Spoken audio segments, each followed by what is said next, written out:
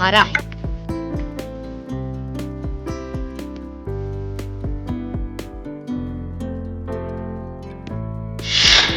नदियां जो किसानों का सहारा है।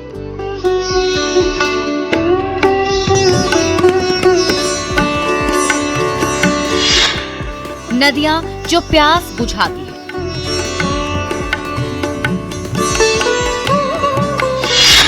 नदियां जो बिजली बनाती है।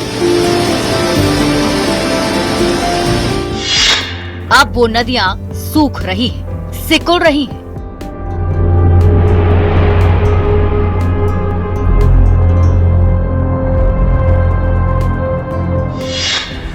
नदियां अस्तित्व की लड़ाई लड़ रही हैं।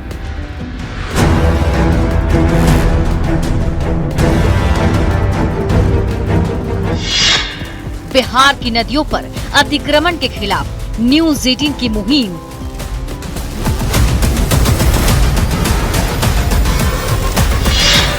ऑपरेशन नदी। नमस्कार, मैं हूं आपके साथ शिप्रा झा और आप देख रहे हैं न्यूज 18 का खास कार्यक्रम विशेष। और आज हम आपको दिखाएंगे बिहार में नदियों पर हो रहे अतिक्रमण के खिलाफ हमारी सबसे बड़ी पड़ताल, ऑपरेशन नदी।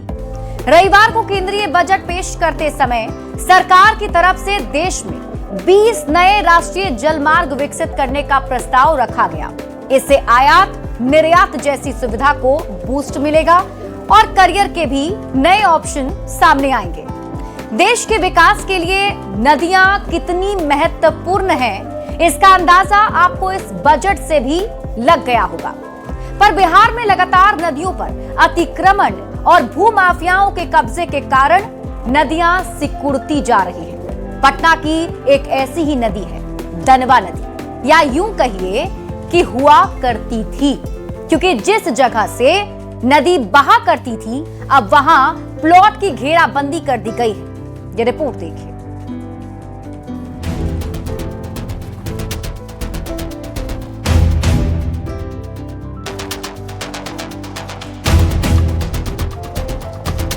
ये तस्वीर है उस अभागी नदी की जिसकी लहरें अब तालाब में सिमट कर रह गई हैं।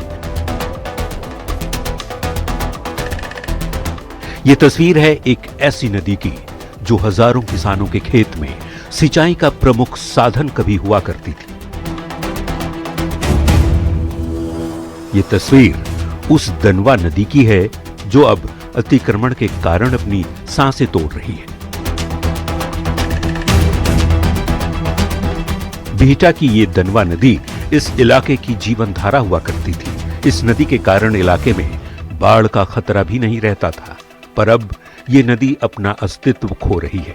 दनवा नदी पर अतिक्रमण का जायजा लेने के लिए न्यूज 18 की टीम मौके पर पहुंची।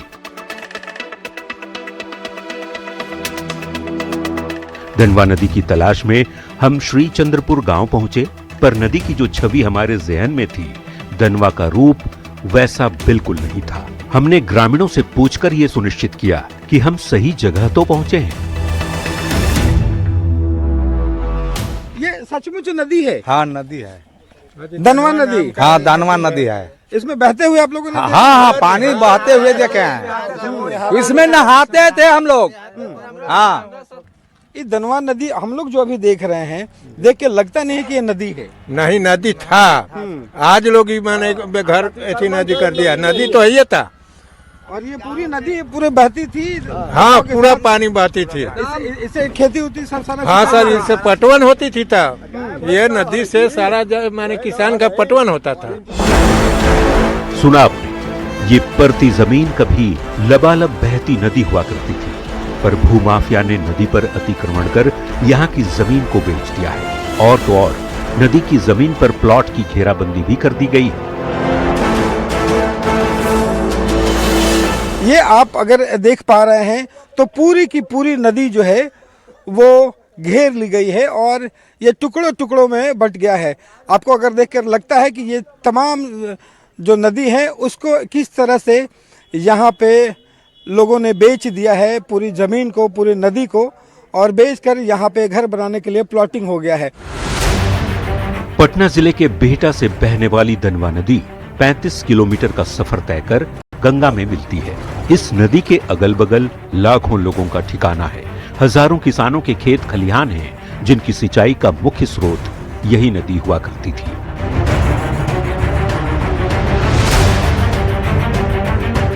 ग्रामीणों ने बताया कि अंग्रेजों के जमाने में इस नदी में इतना पानी हुआ करता था कि इस पर नाव चलती थी।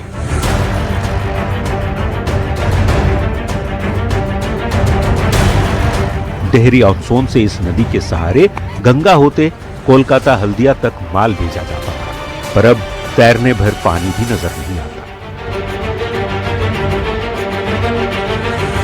बहुत पुराना है, इसमें है। पुराने लोग बताते हैं कि पहले ये नदी जो उधर से सोन नदी होके जो डीडीएन सोन से आती है, उस समय रेलवे लाइन का विकास नहीं था, तो अंग्रेज अपना जो भारत से माल ले जाता था कोलकाता पोर्ट पर, तो इस नदी से शॉर्टकट पड़ता था। सोन नदी से डायरेक्ट इधर बिहटा होकर डायरेक्ट पटना पहुंच जाती थी। ऐसे जाना पड़ता था। इसको सोन नदी से सीधे डायरेक्ट कोइलवर होकर हरदी छपरा बहुत दूर इधर से जाने में नदी से माल भी ढुलाई। जी ये सब पुराना लोग पहले के बताते हैं।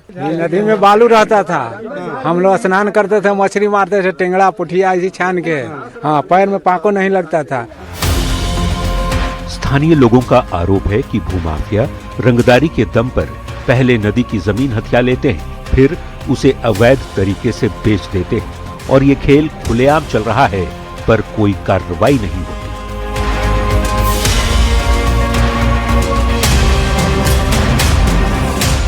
वो लोग पैनाल के बाबू साहब लोग है, भूमिहार लोग, वो है लोग कहें कि सब हमर जैती में है, तो कुछ बसौरा के है कि हमर पहले ही से वही लोग ही किया है। इधर के आदमी तो अधिकारी लोग कुछ नहीं कर रहे। अधिकारी लोग कुछ नहीं किया है, अधिकारी लोग के साहब से हुआ होगा, कुछ ले देखे। अच्छा, उसकी मिली भगत से क्या बोला के बराबर तो ऐबे करता है, तो ये लोग नहीं देख रहा है।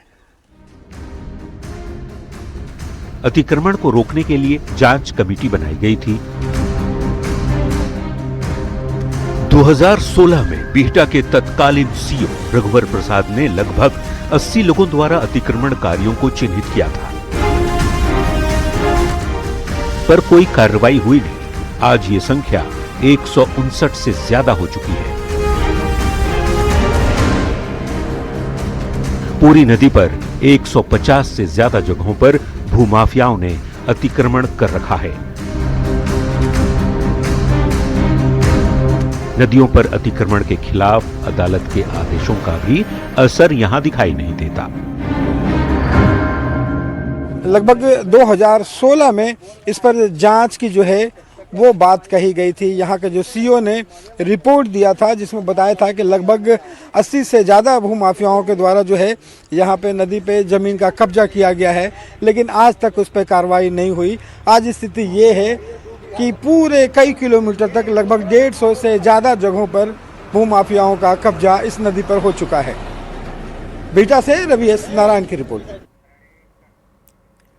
तो बिहटा के दनवा नदी की तस्वीर आपने देखी, और माता सीता की जन्मभूमि सीतामढ़ी अब आपको लिए चलते हैं। इस शहर के बीचों बीच एक नदी गुजरती है।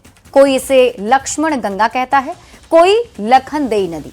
पौराणिक मान्यता के मुताबिक ये नदी माता सीता की सहेली थी, पर अब इसकी तस्वीर देखकर आप परेशान हो जाएंगे।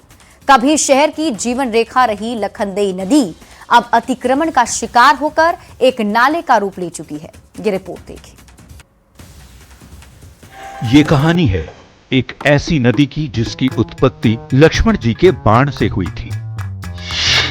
कहानी ऐसी नदी की जो सीता मैया की सहेली थी। कहानी एक ऐसी नदी की जो जीवनदायिनी थी। कहानी एक ऐसी नदी की जिसे अतिक्रमण ने अपनी आगोश में ले लिया।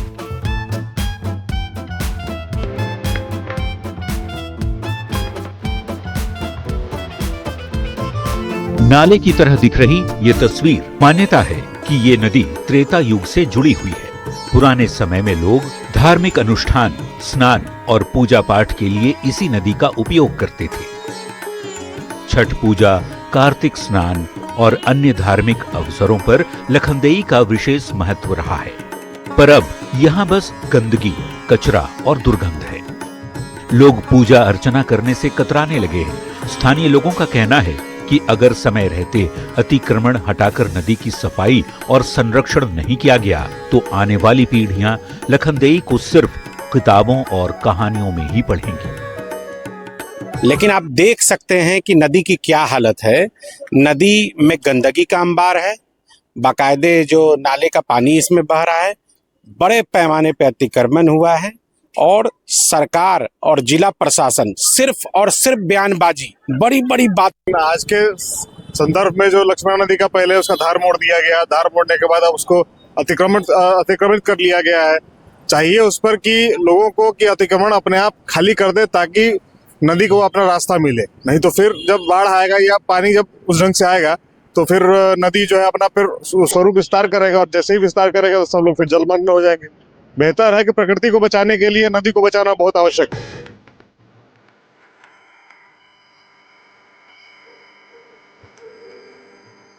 सीतामढ़ी की शाहीन परवीन ने लखनदेई नदी की उड़ाही और उसे अतिक्रमण मुक्त कराने के लिए लगभग 10 साल तक लगातार संघर्ष किया। इस अभियान के दौरान उन्हें कई कठिनाइयों का सामना भी करना पड़ा। इनके प्रयास से नदी की उड़ाही तो हुई, पर अतिक्रमण अब भी नदी का दम घोंट रहा है।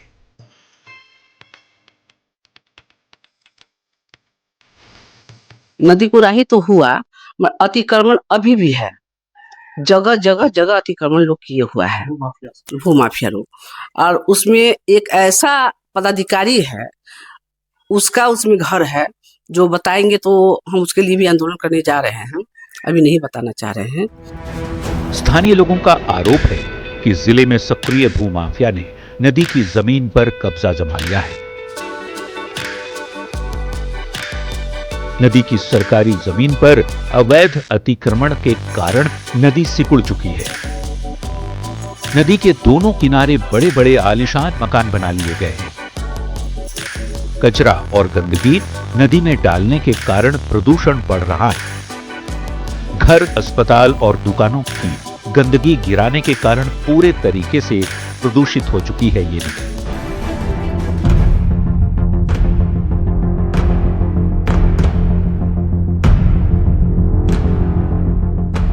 सीतामढ़ी के जेडीयू सांसद देवेश चंद्र ठाकुर ने नदी के अस्तित्व को बचाने के लिए आम लोगों से भी अपनी जिम्मेदारी समझने की अपील की।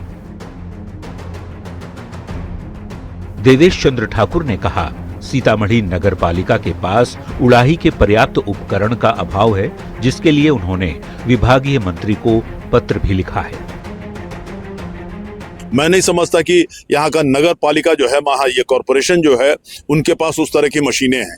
तो मैंने माननीय विजय चौधरी जी, जो माननीय मंत्री हैं जल संसाधन के, उनको मैंने लिखित इस बात का दिया है कि साहब इसका इतना आवश्यक है, नहीं तो ये नदी खत्म हो जाएगी। उसकी जो चौड़ाई है वो कितने ज्यादा हुआ करती थी, आज 1/4 पर आ चुकी है। सीतामढ़ी के डीएम रिची पांडे ने नगर निगम को 1 महीना पहले नदी की जमीन पर अतिक्रमण करने वालों को चिन्हित कर कार्रवाई करने का आदेश दिया था, पर नगर निगम ने इस गंभीर मामले को ठंडे बस्ते में डाल दिया। 3 साल पहले भी 66 लोगों को लखनदेई नदी पर अतिक्रमण करने के मामले में चिन्हित किया गया, तब भी नोटिस के बावजूद कोई कार्रवाई नहीं हुई। और जिला प्रशासन के निर्देश के बाद भी अभी भी जो नदी के सरकारी जमीन है उसको अतिक्रमण कर उस पर मकान बनाया जा रहा है। और इस मामले में जो नगर निगम सीतामढ़ी है वो पूरी तरीके से खामोश बना हुआ है। राकेश रंजन, न्यूज़ 18 सीतामढ़ी। तो देखिए, बिहार में नदियों पर हो रहे अतिक्रमण का मामला सुप्रीम कोर्ट तक पहुंच चुका है। सुप्रीम कोर्ट में भी इस मामले को लेकर सुनवाई हो चुकी है। पिछले ही साल इसके खिलाफ सुप्रीम कोर्ट ने बड़ा एक्शन भी लिया और सख्त निर्देश भी जारी किए थे। सुप्रीम कोर्ट ने बिहार सरकार और केंद्र सरकार को विस्तृत रिपोर्ट दाखिल करने का निर्देश भी दिया था। न्यायमूर्ति जेबी पारदीवाला और न्यायमूर्ति केवी विश्वनाथन की पीठ ने यह निर्देश दिया था। कोर्ट ने कहा कि गंगा के तटीय क्षेत्रों की सुरक्षा और परिस्थिति संतुलन के लिए यह आवश्यक है।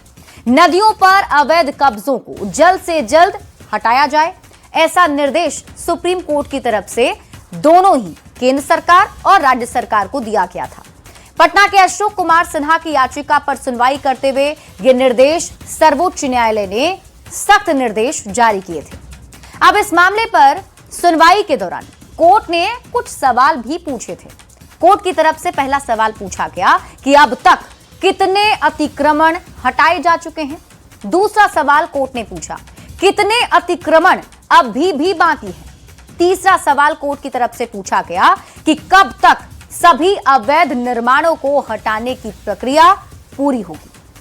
तो देखिए, कोर्ट के निर्देश के बाद बिहार सरकार ने रिपोर्ट दाखिल की, जिसमें बताया कि दीघा घाट से लेकर नौजर घाट तक लगभग 200 से अधिक स्थायी और अस्थायी अवैध निर्माण को चिन्हित किया गया है। अवैध निर्माण पर कार्रवाई चल रही है और यह कार्रवाई अभी भी जारी है। यानी कि सरकार की तरफ से कहा जा रहा है कि वो अपने हिसाब से कार्रवाई कर रही है। अब बढ़ते हैं अगली रिपोर्ट की ओर। नदियों के अतिक्रमण की समस्या पूरे बिहार में पैर पसार चुका है। भूमाफिया, भ्रष्ट प्रशासन और लापरवाह अधिकारी अतिक्रमण के यही प्रमुख जिम्मेदार हैं। भागलपुर में गंगा नदी भी इन्हीं कारणों से सिकुड़ती जा रही है। करोड़ों हिंदुओं की आस्था का प्रतीक उत्तर बिहार की जीवन रेखा अब खो रही है अपना अस्तित्व।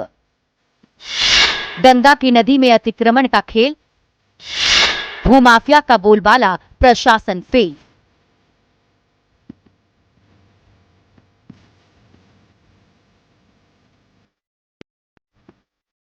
गंगा के तट पर बसा भागलपुर अपनी जीवन धारा से हाथ धोता जा रहा है। गंगा की गोद में अतिक्रमण का ऐसा जाल पसरता जा रहा है जो आने वाले समय में त्रासदी का रूप भी ले सकता है। भागलपुर में गंगा नदी सिर्फ आध्यात्मिक और धार्मिक दृष्टिकोण महत्वपूर्ण नहीं है, बल्कि पूरे शहर को शुद्ध पीने का पानी इसी स्रोत से मिलता है। जिले के कई हिस्सों में सिंचाई का माध्यम भी ये गंगा नदी है, लेकिन बीते कुछ सालों में भागलपुर शहर के गंगा तट के आसपास आधुनिकीकरण के साथ अवैध कंक्रीट का निर्माण बढ़ने से गंगा की दशा और दिशा बदलने लगी है। भागलपुर के कई ऐसे गंगा घाट हैं जहां पर अवैध तरीके से निर्माण किया गया है, जिससे कि गंगा के धार में परिवर्तन हुई है और गंगा का जो मुख्य धार है वो बदल गई है। इस शहर से बहने वाली गंगा में भारत के राष्ट्रीय जल जीव का बसेरा है। बड़ी संख्या में डॉल्फिन भागलपुर के गंगा में पाई जाती है, पर अतिक्रमण के कारण अब डॉल्फिन की संख्या घटती जा रही है। स्थानीय लोगों का कहना है कि भागलपुर की डॉल्फिन पलायन कर अब झारखंड के साहिबगंज की ओर जा रही है। डॉल्फिन यहाँ से पलायन की है, तो यहाँ गंगा घाट किनारे बड़े पैमाने पर निर्माण चल रहा है, ड्रेनेज चल रहा है, विक्रमशिला समानांतर पुल चल रहा है और मानवीय गतिविधि गंगा में बहुत तेजी से बढ़ा है, जिसके कारण यहीं की डॉल्फिन पलायन करके साहिबगंज की तरफ गई है। आरटीआई एक्टिविस्ट अजीत कुमार सिंह ने बताया कि भागलपुर में सरकारी गंगा की जमीन पर अवैध अतिक्रमण कर कंक्रीट का जंगल बसाया जा रहा है, पर प्रशासन का ध्यान इस पर नहीं है। क्योंकि गंगा के किनारे कुछ भाग तो रैयती है, लेकिन बहुत सारे भाग जो है सो वो सरकारी भूमि है। सरकारी भूमि का बंदोबस्ती कैसे हुआ, उसका नामांतरण कैसे हुआ, उसका खरीद बिक्री कैसे हुआ, उस पर नक्शा कैसे पास हुआ, उस पर निर्माण कैसे हुआ, ये जांच करना प्रशासनिक पदाधिकारियों का काम है। उस पर निगरानी करना भी उनका जिम्मेवारी है। तिलका मांझी भागलपुर विश्वविद्यालय के पास शंकरपुर दियारा से लेकर बरारी पुल घाट तक तकरीबन 7 से 8 किलोमीटर के बीच पिछले 10 साल में तेजी से निर्माण हुआ, जिससे गंगा की चौड़ाई कम हुई है। हालांकि प्रशासन का दावा है कि गंगा के देखरेख और निगरानी को लेकर वो सतर्क हैं।